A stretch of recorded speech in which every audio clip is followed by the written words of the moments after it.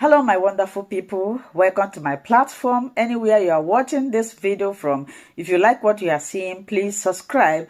And also, I want to appreciate YouTube for this wonderful platform they created for us to use to disseminate information. And I also want to put a disclaimer to my platform, to all the content in this platform, that we do not promote hate speech, violence, or misinformation. We do not instigate any war or any violence. We are here to educate the members of the public. We react to all forms of videos. I always stay there to watch the video together with my audience so that they will be informed. So if you like it, subscribe, share, and always leave your comments constructively in the comment section. Let us watch together. I heard Mr. Akwakwa saying that Mr. Peter Obi, Mr. Abure, Mr. Shutoku seem to be conspiring against his carrying out his function as the acting national chairman of the Labour Party, which he says was what played out in the court premises yesterday.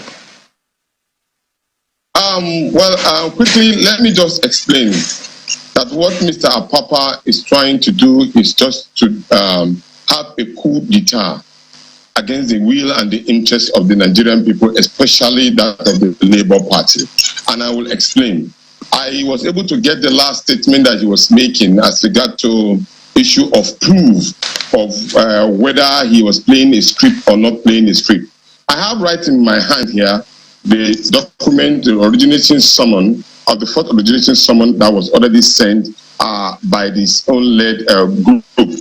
The originating summon actually had number one, who is saying that whether the first suspension of the first defendant by the communique dated 31st March claimed the Ward Executive Council, Ward 3, Area S and North, East Local Government Area of Edo State.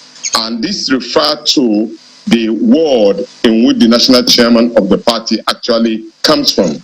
And I refer you to Section 7, Article 17 of the Labour Party, which says that the chairman of the party cannot be removed from office except for a national convention being called specifically for that particular purpose. And it may also interest you to know that this particular originating summon was actually being led by a learned counsel named by Chief Ogu James Onoja.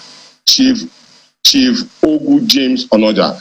Chief Joku Onoja is a son, and is the one that represents them, if you remember, at the court. And then secondly, I have another document of the petition at the Presidential Campaign Tribunal holding in Abuja. And interestingly, guess what?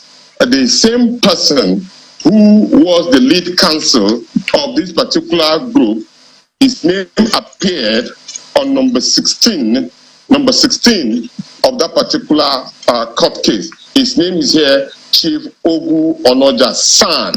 And yesterday at the court, this same, the lead counsel of the APC actually called his name to be on that particular, to announce his presence in court. Unfortunately, he didn't know, the man was not even in the court. But at the first beginning of the court case at the tribunal, this same son was there. This is just to show you that this same one person is the representative and a lawyer of the APC. And so therefore, he came in and represented the same lawyer for Apapa of the originating summon. So this clearly shows you a proof of that they are being sponsored by the APC to cause havoc within the party. And I say it with clear intention. This same Mr. Sanko, is your point? Are you making a point? Are you trying to make a point that a lawyer cannot get different briefs at different times and go with them? Not with a contradictory position when you are leading to show that you are independent of a court matter. Yes, you can be independent, you can play this, you can play that, but not with the consistency of showing that you belong to the APC. This particular whole matter that we are saying that they are being paid Where did they work that they can even afford to pay a son to lead this particular thing? That is the question. Wow. So therefore, what is said that where is the proof? This is a proof. Okay, so I haven't seen those documents, so I cannot independently verify them at the moment. I will graciously give you this document in your office. I can mail it to you. It's a proof. He asked for a proof. I just gave you one. So wait, you're responding to show that we are Democrats. Wait, well, what part of the allegation are you responding to? Where Mr. Akpakpa was saying that what if anybody has proof that he's an agent of somebody else or something? Exactly. That is one. So, then two, to show that we are Democrats, even in a point of war, when you go to war and you fought, you killed each other, what you come back to is a dialogue discussion table. 2 days or 3 days ago, we've been having some discussion with some of the leaders of this particular coup d'etat individuals. And then we sat down. We agreed that there will not be any attempt again to affect the tribunal in the court. That is the OB-30 presidential petition that was sent into the court. We all agreed that there should not be any amount of any altercation. At that point, the day before yesterday, we all agreed that the principle that we believe that he said he believed in would choose who will represent the party. They later on insisted that it will be a papa and they are coming to court. That also shows you that they are not interested in protecting the petition of Peter Obi, and they did come to court. And when they came to court, after agreeing, that's to tell you they were renegated on the agreement. If he is truly interested in emancipating the Nigerian people, he wouldn't have come to court and insisted. He met Akin Oshitokun seated. He met other leaders of the campaign council and the party seated. I have videos to tell you, to show you that he approached them to unseat them on where they are seated. Does that show you that somebody who is ready for a peace? No. They came with intention of causing drama at the court. And what you saw was the response of the Nigerian people. Aki Oshitoku did not even make a single word. He just kept quiet. You know, he also said, Mr. Akpakpa also said that he has consistently said, as a matter of fact, even on the show here today, that he's been a member and still a member of the party for 21 years. And the court says, look, he, in this case, one of the deputies should take over, in this case being him, according to your constitution of the party, which is what he's laying claim to. He also further says that, look, if there is a court decision saying he should leave that position, not in an acting capacity any longer, he will go back, and there's nothing else to it. Those are his perspectives. There was not even any court decision that pronounced him as a chairman. So not even a court will now tell him not to be acting the script in which he's acting. You cannot put something on nothing. There was no any single court decision that pronounced him as one. Let them put the case that you are pronounced. The court decision said that Abure should step aside, and so, if he is found wanting, they will now take a decision on his own matter. So who acts? They didn't pronounce Apapa as the chairman. Who acts? He confirmed since that he steps aside. Come again? Who was the right person to act since Abure has been told to step aside? That will be the decision of the National Working Committee, not Apapa. What they did was that they organized themselves without really listening to the crop of the leadership of the party. The leadership of the party will meet and then decide who will be. And in any case, there are two courts of competent jurisdiction that have this particular matter.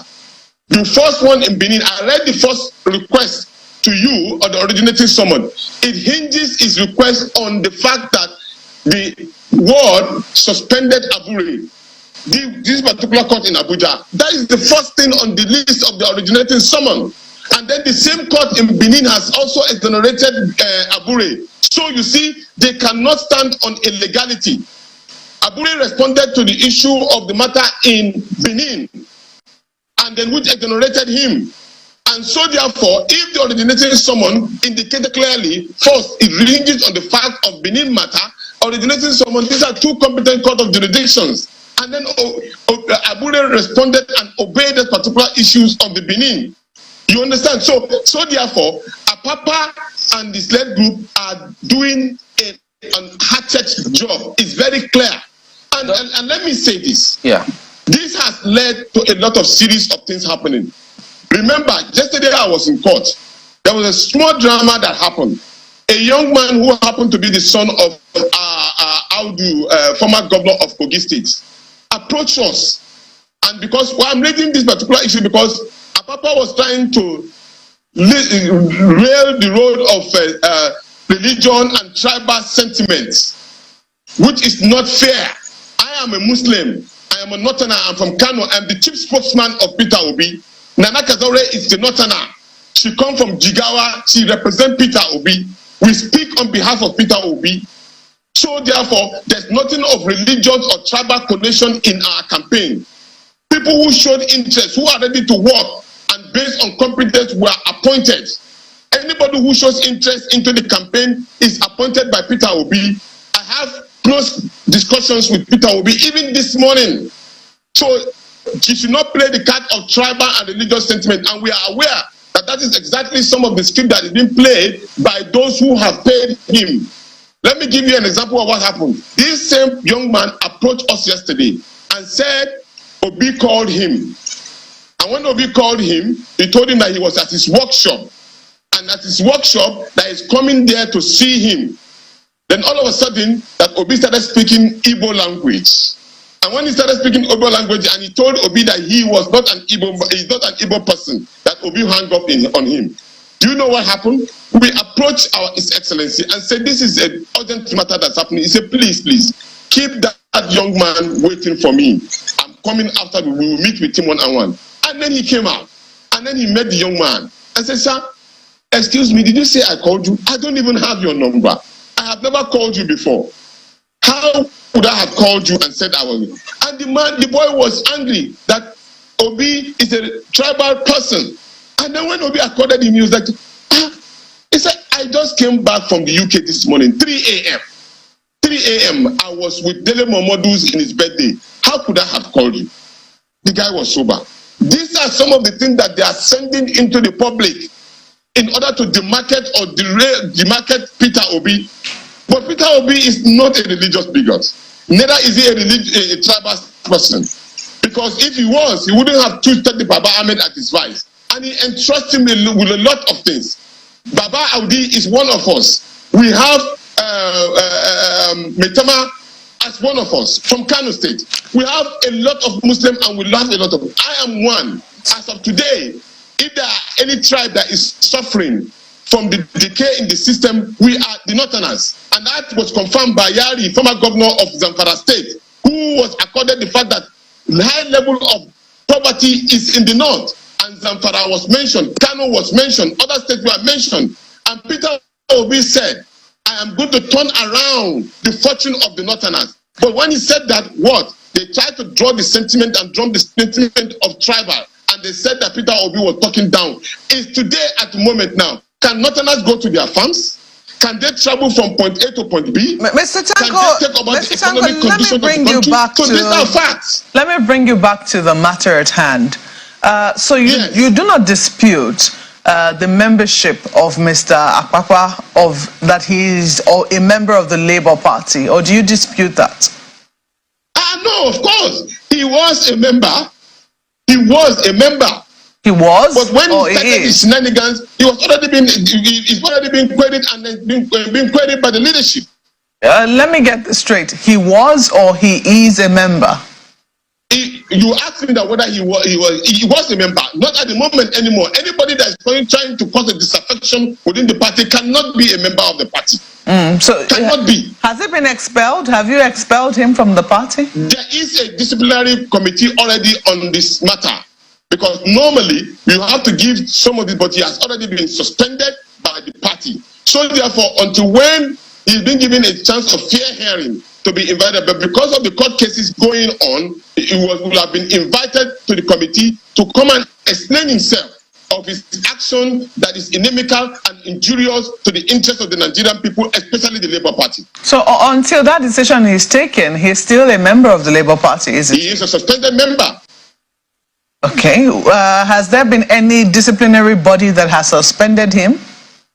Of course there was. This announcement was made at a house of the whole in Asaba. I was there. Okay. But before that meeting in Asaba, was he the deputy national chairman of the Labour Party? Of course he was. I just told you that he was. We have documents to prove that. So at what point did he become the persona non grata that he's now been painted as? When he planned a coup against the leadership of the party and breaking into the party's secretariat, leading a group of individuals. So obviously he became a non-personal.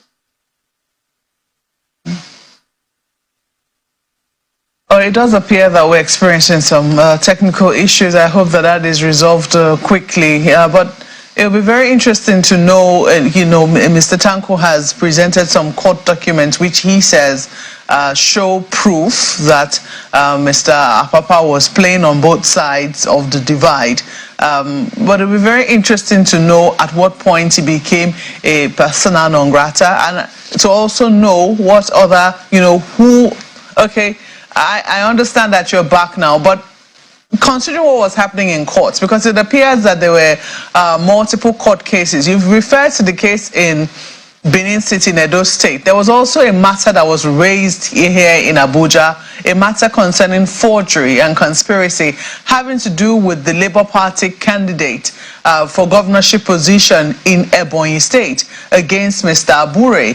That matter, I imagine, that is also still being, contended with in court. But at what point would you say that the distrust started around the person of Mr. Apapa? Look, there is nobody in the party that is indispensable when you are found to be wanting. If we have issues within the party and certain persons have presented a case in the court, or rather have accorded us within the leadership of the party and accused anybody, not even the chairman, anybody, the National Working Committee, including everybody, will sit around the table and deal with the matter. That didn't happen. What happened was that certain individuals decided to form themselves into a group and then work against the party. And let me make a clear position. I also have a document that will have shown you the signature of the issue of forgery. These two documents indicate clearly that the signatures are the same. The signatures are the same. I have in possession of that particular document, which I will mail to you. The first document indicates before you could become a candidate, the party will submit your name, and your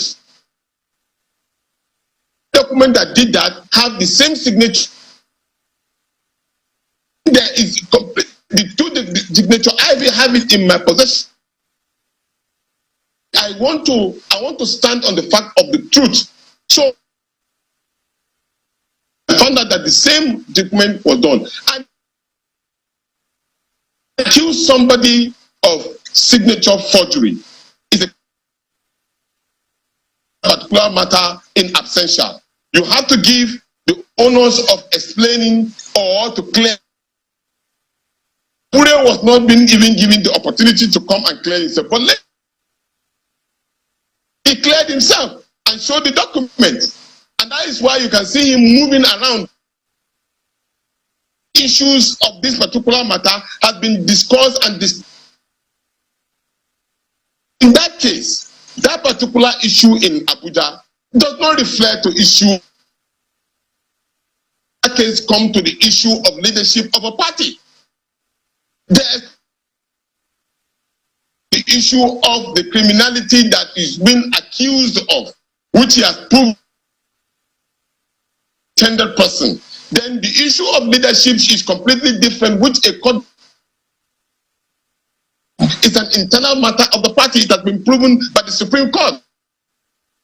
Mr. Tanko, we appear to be losing you on some parts of the conversation. You know, your interventions are coming in will I say, in starts and stops. That's exactly what we're experiencing Can you hear me right now. I can hear you. I can hear you loud and clear. And these are some of the problems that we want to solve. If Peter Obi had been pronounced the president, we wouldn't have had.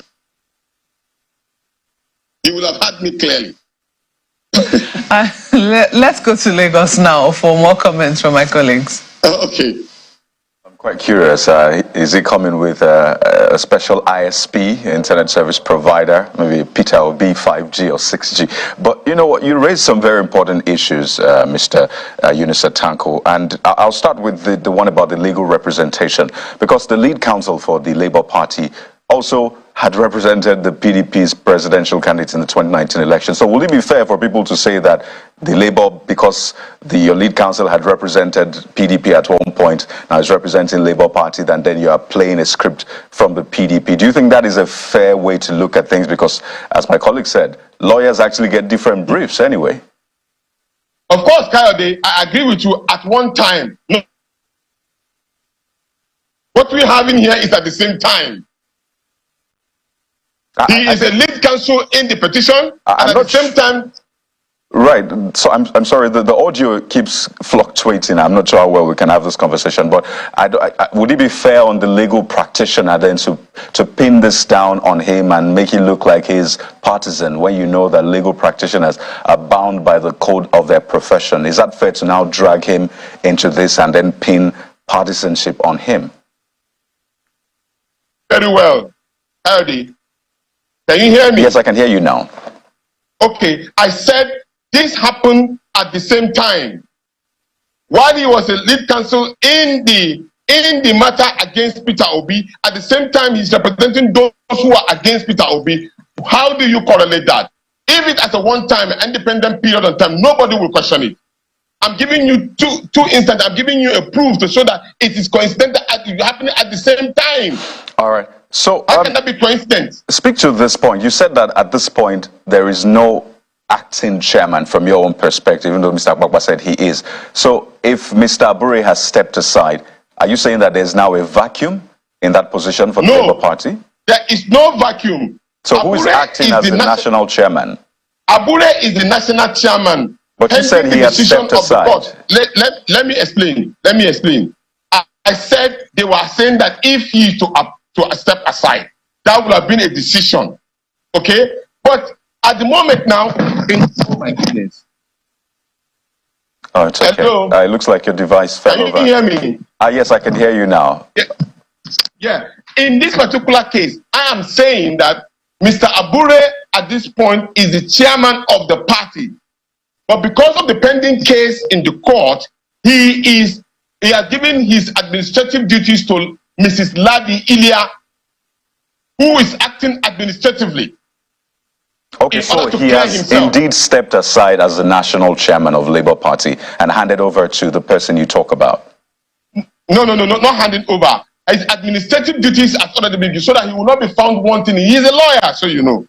If you say he's handing over his administrative duties, that means he's not performing the functions of the national chairman. Which he has the right to do as a chairman. Hence, he's not Which he has the right to do as a chairman. Yeah, no, Mr. Tanko, help us understand so we don't mix things up. You said he has handed over his administrative duties. Am I correct? Yeah. So Mrs. Ladi Ilia. So Mrs. Ladi Ilia is acting in his capacity now, or at least in his stead now. Administratively. So what activities what kind of activity is he performing then? Of course, he is performing the duty of a chairman, but at this moment, because there is a court issue hanging on the balance, in order not to be found wanting and say he's been accused of not respecting the court order, he, of course, gave his administrative duties and allowed Ms. Ilia to take over the administrative duties of the party. Mr. Tanko, you're saying two It's different things. If he has stepped aside, say he has stepped aside. If he hasn't stepped aside, say he hasn't. I mean, I don't understand he has given the administrative duties and then it's a bit confusing. So I'd like us to be clear. But when Mr. Akpakpa said that, he was rough handled, did the Labour Party, or at least Mr. Obi, because he alleges that he was actually instigated by Mr. Abure and Mr. Obi, did they try to intervene and maybe speak for him? Because he said if not for the presence of media, he may have been lynched there. So does the Labour Party support what was done to Mr. Akpakpa yesterday? We are Democrats, not at all. In fact, all of us have left the party, the confine of the court at the point in time when that happened. Peter B was not in the premises, Obure was not in the premises, I was not in the premises.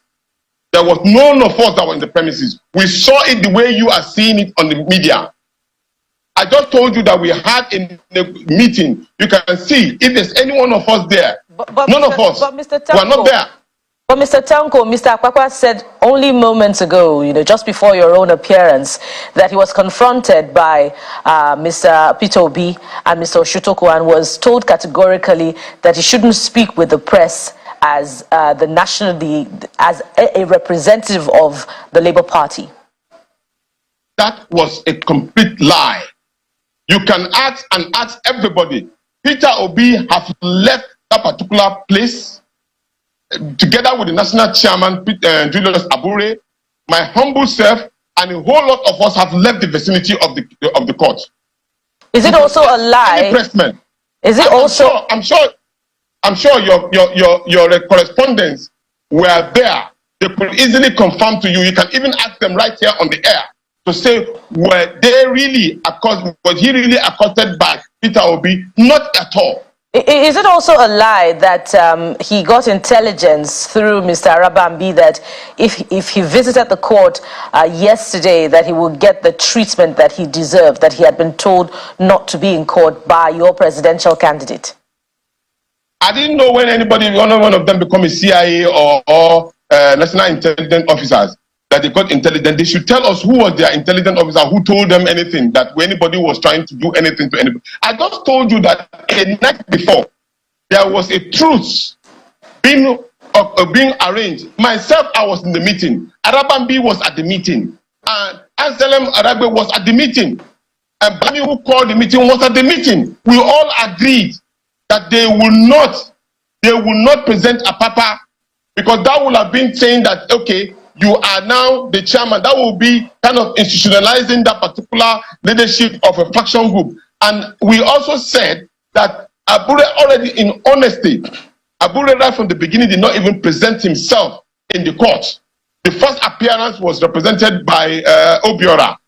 The second appearance was represented by another person. At this particular meeting, we'll also agree that if all of us believe in Peter Obi's petition and we believe in his presidency quest, none of you should come out and challenge that particular situation. We all agree. And that we also agree that we should leave the principal to select who will represent the party, which happened. And then Mrs. Dudu, the women leader, stood up. But then because they needed to justify what they are doing, they still raised up issues.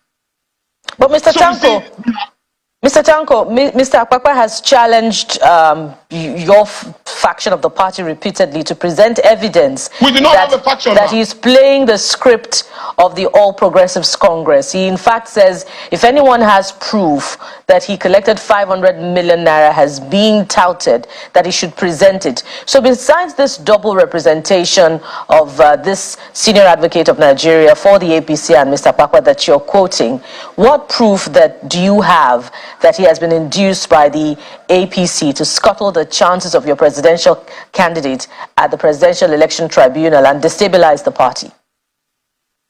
My brother Arabambi has been seen together with Dapo Abiodun, and he has confirmed to me that they are brothers and they have been working together.